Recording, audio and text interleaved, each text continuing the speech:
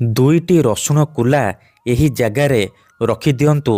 Guarantee ଦେଉଛି ସେ ନାରୀ 5 ମିନିଟ୍ରେ ତୁମ ପାଖକୁ ଆସିବ। ଯାହା ଚାହିଁବେ ତାହା କରିବ। ଆଜି ରାତିରେ ଗୋଟିଏ ଥର କରିକି ଦେଖନ୍ତୁ।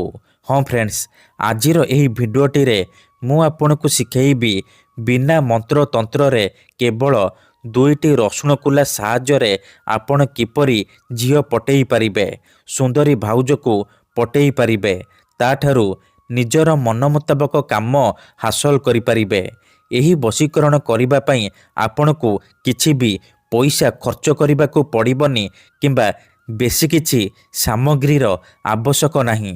କେବଳ ଦୁଇଟି ରସୁଣ କୁଲାରେ ଆପଣ ସେ ଝିଅକୁ ପଟେଇ ପାରିବେ, ସୁନ୍ଦରୀ ଭାଉଜକୁ ନିଜ ବଶରେ କରିପାରିବେ, ତାଠାରୁ ନିଜର ମନ ମୁତାବକ କାମ ହାସଲ କରିପାରିବେ। ହଁ ଫ୍ରେଣ୍ଡସ୍, ଆପଣ ସମସ୍ତଙ୍କର ଇଚ୍ଛା ଥିବ ସୁନ୍ଦରୀରୁ ସୁନ୍ଦରୀ ଝିଅ ପଟେଇବା ପାଇଁ, ପଡ଼ିଶା ଘର ସୁନ୍ଦରୀ ଭାଉଜକୁ ପଟେଇବା ପାଇଁ, ତାକୁ ନିଜ ପ୍ରେମରେ ଦିବାନୀ କରି ତାଠାରୁ ନିଜର ମନ ଚାହୁଁଥିବା କାମ ହାସଲ କରିବା ପାଇଁ। କିନ୍ତୁ ଇଏ ଏତେ ସହଜ ନୁହେଁ। ଏଥିପାଇଁ ଆଜିର ଏହି ଭିଡ଼ିଓଟି ଆପଣଙ୍କର କାମରେ ଆସିବ। କାହିଁକି ନା ଆଜିର ଏହି ଭିଡ଼ିଓଟିରେ ମୁଁ ଆପଣଙ୍କୁ ଶିଖେଇବି ବିନା ମନ୍ତ୍ରତନ୍ତ୍ରରେ କେବଳ ଦୁଇଟି ରସୁଣ କୁଲା ସାହାଯ୍ୟରେ ଝିଅ ପଟେଇବା ପାଇଁ ବଶୀକରଣ, ବିବାହିତା ନାରୀକୁ ପଟେଇବା ପାଇଁ ବଶୀକରଣ। ଏହି ବଶୀକରଣ ଏତେ ଶକ୍ତିଶାଳୀ କି ଯିଏ ବି ଏହାକୁ କରିଛି 100ରୁ 100% ସଫଳ ହେଇଛି। ବର୍ଷ ବର୍ଷ ଧରି ଭାଙ୍ଗି ଯାଇଥିବା ପୁରୁଣା ପ୍ରେମକୁ ଫେରାଇ ଆଣିପାରିଛି। ଶାଶୁ, ନଣନ୍ଦ, ଦିଅର, ଭାଉଜ କାହାକୁ ବି ନିଜ ବଶରେ କରି ତାଠାରୁ ନିଜର ମନ ମୁତାବକ କାମ ହାସଲ କରିପାରିଛି। ନମସ୍କାର ଫ୍ରେଣ୍ଡସ୍, ଓଡ଼ିଆ ଫଣ୍ଡା ଚ୍ୟାନେଲକୁ ଆପଣମାନଙ୍କୁ ସ୍ୱାଗତ। ଦୁଇଟି ରସୁଣ କୁଲାର ଏହି ବଶୀକରଣ ପ୍ରଚଣ୍ଡ ମହାଶକ୍ତିଶାଳୀ ବଶୀକରଣ। ତେଣୁ ଏହାକୁ ଆପଣ ଭାବିଚିନ୍ତିକି ପ୍ରୟୋଗ କରିବେ। ମନରେ କୌଣସି ଖରାପ ଉଦ୍ଦେଶ୍ୟ କିମ୍ବା କୌଣସି ଖରାପ କାମ ପାଇଁ ଆପଣ ଦୁଇଟି ରସୁଣ କୁଲାର ଏହି ବଶୀକରଣ ପ୍ରୟୋଗ କରିବେନି। ଯଦି ଆପଣ ସେ ଝିଅ ବା ନାରୀକୁ ସତରେ ଭଲ ପାଉଛନ୍ତି, ତାକୁ ବିବାହ କରିବାକୁ ଚାହୁଁଛନ୍ତି, ତେବେ ଆପଣ ଏହି ବଶୀକରଣ ପ୍ରୟୋଗ କରିବେ। ଅନ୍ୟଥା ମନରେ କୌଣସି ଖରାପ ଉଦ୍ଦେଶ୍ୟ କିମ୍ବା କୌଣସି ଖରାପ କାମ ପାଇଁ ଆପଣ ଦୁଇଟି ରସୁଣ କୁଲାର ଏହି ବଶୀକରଣ ପ୍ରୟୋଗ କରିବେନି।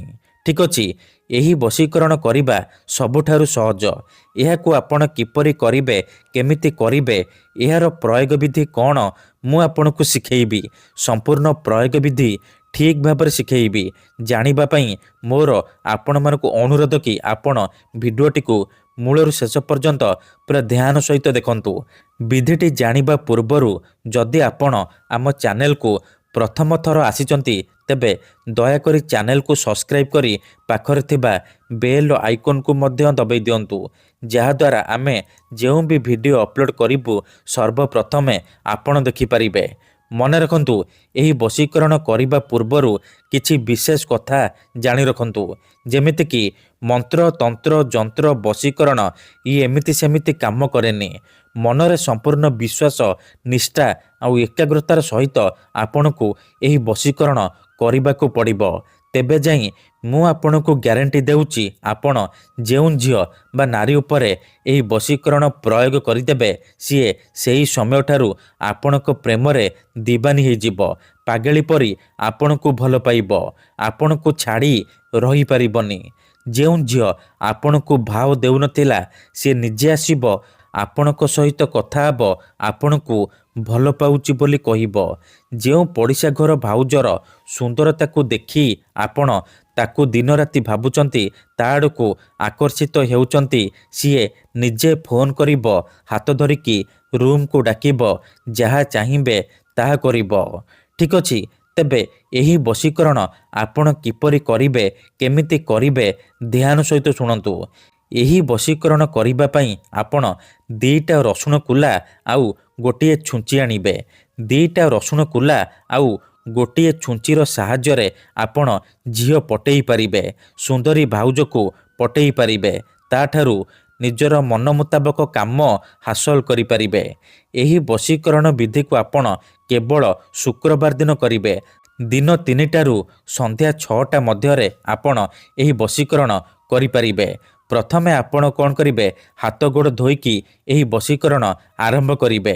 ପ୍ରଥମେ ଆପଣ କ'ଣ କରିବେ, ଯେଉଁ 2ଟା ରସୁଣ କୁଲା ଆଣିଛନ୍ତି ସେ 2ଟା ରସୁଣ କୁଲାରୁ ଗୋଟିଏ ରସୁଣ କୁଲାରେ ସେ ଝିଅ ବା ସ୍ତ୍ରୀର ନାମ ଲେଖିବେ ଯାହାକୁ ଆପଣ ପଟେଇବାକୁ ଚାହୁଁଛନ୍ତି। ଆଉ ଗୋଟିଏ ରସୁଣ କୁଲାରେ ଆପଣ ନିଜର ନାମ ଲେଖିବେ। ତାପରେ ସେ 2ଟାକ ରସୁଣ କୁଲାକୁ ଏକାଠି କରି ହାତରେ ମୁଠେଇକି ଧରିବେ। ତାପରେ 7 ଥର ସେ ଝିଅ ବା ସ୍ତ୍ରୀର ନାମ କହିବେ। ତାପରେ ସେ 2ଟା ରସୁଣ କୁଲାରେ ଫୁଙ୍କିଦେବେ। ତାପରେ ନିଜର ନାମ 7 ଥର କହିବେ। ପୁଣି ଆପଣ ସେ 2ଟା ରସୁଣ କୁଲାରେ ଫୁଙ୍କିଦେବେ। ଏତିକି କରିସାରିବା ପରେ ସେ 2ଟାକ ରସୁଣ କୁଲାକୁ ଏକାଠି କରି ସେଥିରେ ଛୁଞ୍ଚି ଫୋଡ଼ିଦେବେ। ଧ୍ୟାନ ରଖିବେ ଯେମିତି 2ଟାକ ରସୁଣ କୁଲା ଛୁଞ୍ଚି ମଝିରେ ରହିବ। ଛୁଞ୍ଚି ଭଲ ଭାବରେ ସେ 2ଟାକ ରସୁଣ କୁଲାରେ ଫୋଡ଼ି ହେଇଯିବ। ତାପରେ କ'ଣ କରିବେ, ଆଖି ବନ୍ଦ କରିକି 1ରୁ 2 ମିନିଟ୍ ସେଇ ଝିଅ ବା ନାରୀକୁ ମନେ ମନେ ଭାବିବେ। ତାର ମୁହଁକୁ ନିଜ ମନରେ ଭାବିବେ। ଏମିତି ଭାବିବେ ଯେମିତି ସିଏ ଆପଣଙ୍କର ବଶରେ ହେଇଯାଇଛି, ଆପଣଙ୍କର ସବୁ ଇଚ୍ଛା ପୂରଣ କରୁଛି।